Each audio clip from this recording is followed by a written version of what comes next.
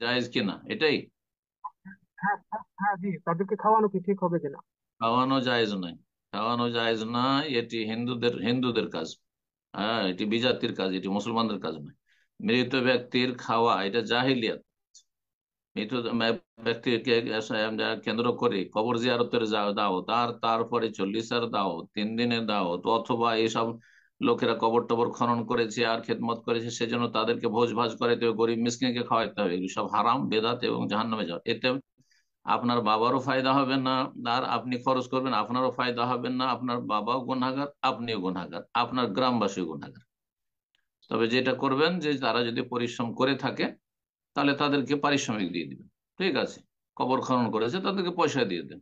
গ্রামের গরিব মিসকিন আছে তাদেরকে চুপচাপ আপনি গ্রামের লোক জানতে দিবেন না, তাদেরকে বাড়িতে বাড়িতে কিছু দিয়ে দেন, দান খয়রাত করে দেন, টাকা পয়সা দিয়ে দেন তাদের বাড়িতে। এইরকম সাদকা করেন।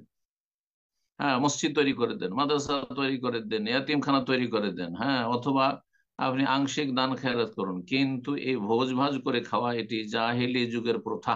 জি, জায়েজ না।